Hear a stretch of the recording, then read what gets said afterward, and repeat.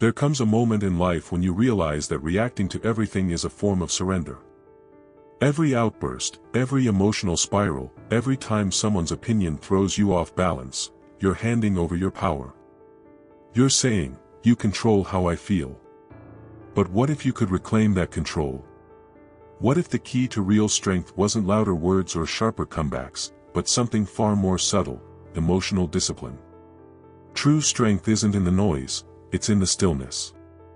Not in reacting, but in choosing when not to. The most resilient people in this world, the ones we admire for their unshakable presence, don't have fewer problems. They simply respond differently. They've trained their minds to hold the line, to resist being pulled into emotional chaos. And that's what makes them powerful. Imagine walking through a storm with your head high, untouched by the wind and rain around you. That's what it means to master the art of indifference, not apathy, but control. You feel everything, but you're ruled by nothing. You observe, you evaluate, and you move with clarity. When someone insults you in public and you respond with calm silence instead of anger, something unexpected happens. The power shifts. The person who expected your reaction, who needed it, is left disarmed. And you? You walk away elevated, mysterious, untouchable. This isn't passive resistance. It's the purest form of dominance, silent, intentional, self-possessed. Mastering this mindset is not about becoming emotionless. It's about building emotional architecture, internal scaffolding strong enough to withstand the chaos outside. You start by asking better questions. The next time something or someone provokes you, pause. Breathe. Ask, does this affect my long-term purpose? Or am I just reacting from ego? More often than not, you'll find that your energy is being stolen by the irrelevant. And energy is everything. People who let their emotions control them are constantly exhausted. One bad comment ruins their day. One small failure derails their progress. They pour mental fuel into things that do not serve them. But those who train themselves to detach, who see setbacks as data and not identity, build resilience that can't be broken. Emotional detachment is not avoidance. It's awareness. It's the deep understanding that your peace is sacred. That your inner state is not up for negotiation. When you adopt this belief, stress loses its grip. Suddenly, situations that once shook you become mere details in a much larger picture. And that picture is painted by your thoughts. Every emotion begins as a thought. And every thought is a choice. Choose to believe that your worth is not dependent on the outcome. Choose to believe that someone else's words cannot define your self-image. Choose, every day, to walk as if you have nothing to prove. Because when your peace is no longer reactive, when it's something you protect at all costs, you become dangerous in the best way. Think of the most impactful people in history. They were not those who lashed out at every critique. They were the ones who remained composed, who didn't need to raise their voice to command attention. They had presence. And presence, real presence, is built on control, not of others, but of the self. To develop that presence, you need training. Daily, consistent, internal work. Start small. Visualize yourself as calm, steady, unbothered. Watch yourself in that movie in your mind. Someone says something rude, and you smile. Someone betrays your trust, and you respond with clarity, not vengeance. The mind doesn't know the difference between imagination and reality. The more you rehearse emotional strength, the more natural it becomes. You become the one who doesn't flinch. You become the one who intimidates not by force, but by stillness. This way of being isn't just admirable, it's practical. The world is noisy, full of people trying to provoke you, distract you, pull you into chaos. The person who stays calm while others spiral. That's the person people follow. That's the one who makes better decisions, sees more clearly, and moves through life with intention instead of reaction. There's something magnetic about a person who doesn't bite when baited. Something mysterious about the one who doesn't explain themselves to be understood. When others are loud, they're silent. When others are shaken, they're still. And when others are busy proving their worth, they simply are. But make no mistake, this mindset isn't built overnight. It's forged through practice. Through moments when your ego screams to react, but your higher self whispers, let it pass. It's built when you step back from arguments you used to chase, when you no longer need to be right, only grounded. It's built when you realize that nothing is more valuable than your peace. And the world? The world responds to that kind of energy. Not with resistance, but with respect. So ask yourself now, what if nothing could bother you, not because you don't care, but because you care too much about your peace to let anything steal it? What if the most rebellious thing you could do was to remain calm in a world that wants you reactive? What if your silence, your self-control, your refusal to be triggered, was your greatest power? Because it is. And once you embrace that, truly embrace it, no one, not your critics, not your failures, not even your fears, will ever have power over you again. There's a reason why the calmest person in the room holds the most weight. While others scramble to speak, explain, or defend, the calm one observes. They wait. They hold back. And in that restraint, they gain power. Because the truth is this, emotional mastery is not about suppressing what you feel, it's about directing it. Channeling it. Owning it. And most importantly, never giving it away to the wrong people or situations. Think of a heated argument. Words are flying, tempers are rising. Most people get swept up in the tide, reacting faster than they can think. But the person who pauses, the one who breathes, listens, and chooses silence over reaction, that person owns the moment. While everyone else loses control, they gain clarity. This isn't weakness. It's power with a slow pulse. And you build it by training your mind to step back, not forward. By reminding yourself that just because something demands your attention doesn't mean it deserves your energy. The world conditions us to care about everything. Every opinion. Every comment. Every outcome. We're told that if we don't react, we're weak. If we don't defend ourselves, we're letting people walk all over us. But that's a lie, one designed to keep you emotionally enslaved. Because the truth is, every time you react from emotion alone, you become predictable. Controllable. Manipulable. But when you develop mindful indifference, when you stop caring about things that don't actually matter, you become immune to manipulation. Indifference, in this context, is a skill. It's not about shutting down. It's about knowing what deserves your concern and what doesn't. It's understanding that most of what upsets you today won't matter in 5 years, maybe not even in 5 days. And so you choose not to carry it. You train yourself to let it pass, like clouds in the sky. And that shift, that simple mental redirection, makes you stronger than most people will ever be. Because the truth is, people who get rattled easily rarely rise far. They burn out. They waste time fighting battles that were never worth engaging in the first place. So how do you become one of the few? One of the calm ones? It starts with attention, where you place it, and what you allow to consume it. Next time you feel that sting of criticism, ask, is this person even qualified to judge me? Most of the time, they aren't. Most of the time, people who criticize the loudest are those furthest from doing anything meaningful themselves. Their words are projections, not truths. And you don't have to receive them. Let them talk. Let them project. Let them misunderstand. Your job is not to correct every false perception. Your job is to keep walking. The most powerful people in the world are not those who win every argument, they're the ones who don't need to argue. Because their worth isn't up for debate. When you stop seeking validation, everything changes. Your confidence becomes internal, not outsourced. You no longer perform for applause. You no longer shrink in fear of disapproval. You become your own source of authority, and that is the foundation of true emotional strength. But this, too, requires practice. You'll feel the old instincts flare up. The need to respond. The urge to prove your point. That ache for reassurance. That little voice whispering, what if they're right? And you'll have to resist. Not by force, but by truth. You'll remind yourself that your path is your own.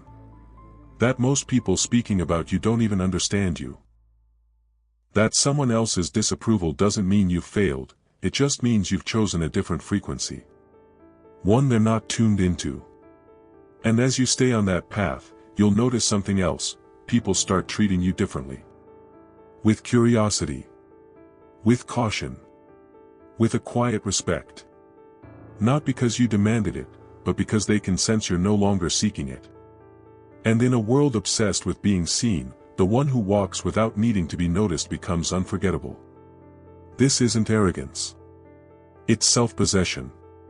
It's the calm that comes from no longer begging the world for acceptance. From knowing your value without having to perform it. From becoming untouchable, not because no one tries to get to you, but because nothing sticks. You've built a filter. A boundary. A fortress made not of walls, but of clarity. So the next time someone criticizes you, pause. Don't react. Don't explain. Don't chase their understanding. Ask yourself, is there truth here? If yes, learn. If no, discard. That's it. No drama. No spiral. Just logic. That's how warriors respond. That's how leaders walk. Criticism, like any force, can either build or break you. It depends on how you meet it. Emotionally, you crumble. Strategically, you evolve. So let the world talk. Let people judge. Let them misunderstand your silence. What matters isn't what they say, it's whether you give it the power to shape you. And you don't have to. You can observe it. Evaluate it. And let it float by like smoke in the air. Because the minute you stop personalizing everything, you begin to master everything. It's the ones who stand calm in the middle of chaos who rise above it. And every day, every interaction, every challenge, is your training ground. There is an invisible force that separates those who crumble under pressure from those who rise through it. It's not luck, not privilege, not talent. It's composure. The ability to stay grounded when everything around you begins to shake. The ability to respond, not react. That's what defines those who thrive, not just survive. Pressure is inevitable. Life will test you. People will disappoint you. Plans will unravel. Things will go wrong. And if you expect otherwise, you'll be blindsided every time. But when you shift your mindset, when you begin to expect resistance, setbacks, and chaos, you stop being shocked by them. Instead, you meet them with readiness. Think of a soldier trained for war. He doesn't enter the battlefield hoping it will be easy. He doesn't crumble when the fight begins. He expects the fire, the noise, the unknown. And because of that expectation, he's calm. Strategic. Focused. That's exactly how you need to approach your life. Instead of hoping for smooth roads, train for the rough ones. Build mental habits that anchor you, so when the storm comes, and it will, you remain standing. Most people collapse not because the challenge was too hard, but because they were never mentally prepared for the challenge in the first place. They relied on comfort instead of discipline. On luck instead of preparation. This is why control is not about bending the world to your will, it's about mastering your response to the parts you cannot control. You will never be able to stop all the chaos. But you can stop it from entering you. You do that by letting go. Not giving up, but surrendering the illusion of control. There's freedom in acceptance. When you stop demanding that life be easy, you start gaining power over how you move through it. The job you didn't get, the relationship that ended, the goal that slipped away, those things don't define you unless you attach to them. Unless you decide they were supposed to happen a certain way. And that's where the suffering begins, not from reality, but from our resistance to it. So what if you stopped resisting? What if, instead of clinging to outcomes, you flowed like water around obstacles? Adapting. Learning. Evolving. That is not weakness, it's mastery. It's choosing to redirect your energy toward what you can control, your mindset, your effort, your peace. Most people waste energy fighting things that can't be changed. They replay conversations, hold grudges, mourn futures that never happened. And in doing so, they drain themselves. But the strong, the truly unshakable, they understand that time is too precious for that. They don't cling. They release. They move forward, unburdened. This is emotional efficiency. And it's rare. Because letting go doesn't come naturally.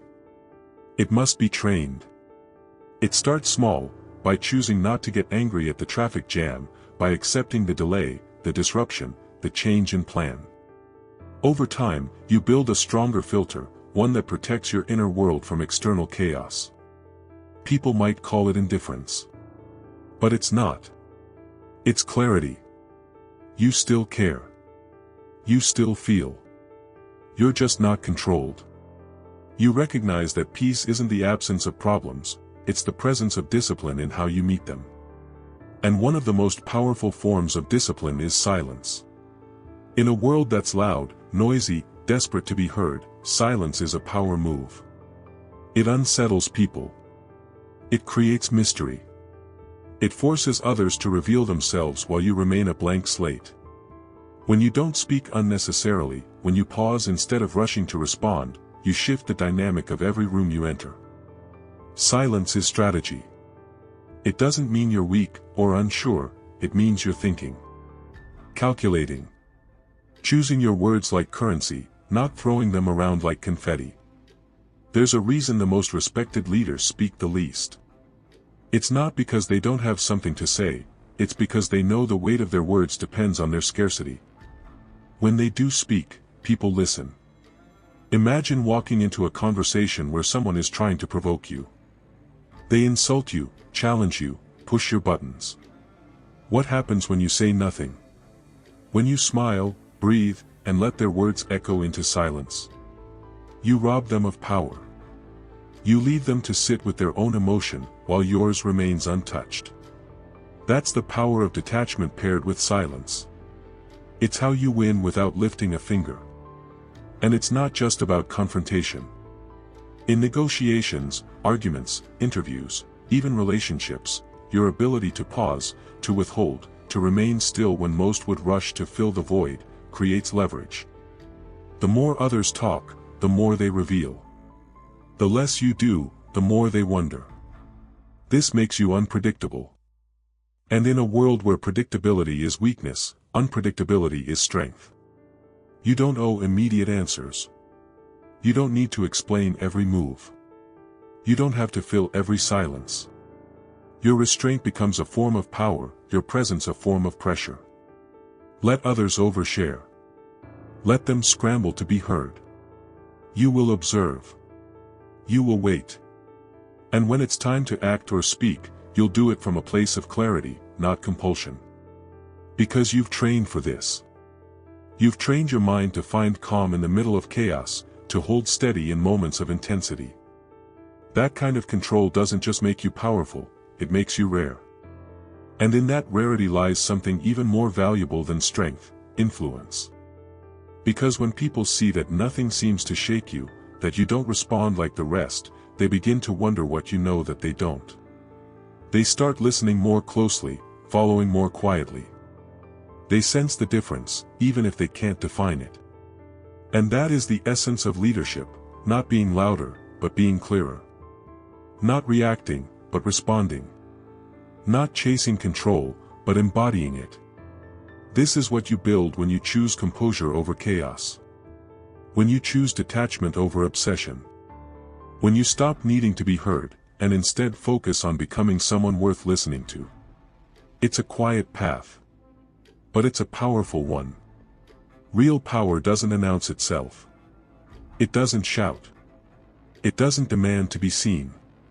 It moves in silence, calculated, precise, and undisturbed. The loudest person in the room is rarely the strongest. More often, they're compensating. But the one who moves quietly, who doesn't reveal their next step, who builds without seeking applause, that's the one shaping the outcome while everyone else is watching. There's a difference between appearing powerful and being powerful. One is loud. The other is still. One seeks validation. The other needs none. If you want lasting influence, stop announcing your ambitions. Stop oversharing your plans. Stop proving yourself to people who aren't even capable of understanding your vision. Do the work. Keep walking. Let the results speak louder than your words ever could. This isn't about hiding. It's about protecting. Protecting your energy. Your focus. Your momentum. When you move in silence, you create space for mastery. You don't get distracted by the noise of expectation. You don't become a slave to other people's timelines. You simply build, evolve, and let the world witness the outcome on its own time. The moment you stop chasing attention, you begin attracting it. People notice when you're no longer trying to be noticed. They begin to ask how you stay calm, how you remain so composed, how everything you touch seems to progress. They'll look for the secret, the tactic, the formula. But they'll never find it, because the truth is, the secret is silence. And silence cannot be copied. When you train yourself to stay calm no matter what, something shifts inside you.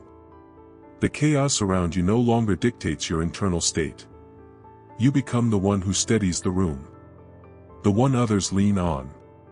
The one people turn to when things fall apart. But that level of calm isn't natural, it's earned. Through discipline. Through repetition. Through daily training that most people skip because it's uncomfortable, inconvenient, unglamorous. You build it in the mornings you rise before the world, in the moments you show up when no one's watching. In the promises you keep to yourself. In the silence you sit with instead of numbing. You build it every time you choose discomfort over distraction. This kind of internal power doesn't come from one grand decision. It's built through small choices, over and over again. Choosing not to argue.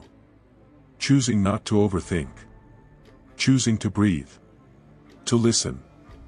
To redirect your thoughts when they spiral. To hold your center when the world tugs at it from every direction. The battlefield is always within. And the enemy is always the same, the voice that tells you to react, to prove, to chase, to panic. But you don't have to obey it. You can observe it. Acknowledge it. And let it pass, like a storm that no longer holds sway over you. That's how you master your emotions, not by eliminating them, but by refusing to be controlled by them. You will still feel anger, sadness, excitement, doubt. But they will no longer steer the wheel. You'll feel them, thank them for their signal, and continue forward with clarity. This is what true detachment looks like. It's not cold or distant. It's warm, grounded, secure. It says, I can feel without breaking. I can care without clinging. I can act without needing approval. And once you embody this, people begin to treat you differently. Not because you demanded respect, but because you no longer tolerated anything less. Your boundaries become clear without needing to be loud. Your self-worth radiates without a single word spoken. You become untouchable, not because no one tries to affect you, but because you've trained your mind to be the final filter. Nothing enters unless you allow it. And because of that, you move differently. You think differently. You live differently. So stop proving. Stop performing. Stop explaining yourself to people who are committed to misunderstanding you. Focus inward. Refine your craft. Strengthen your core. And let the silence do the heavy lifting. When you stop reacting, you start leading. When you stop explaining, you start commanding. When you stop seeking, you start becoming.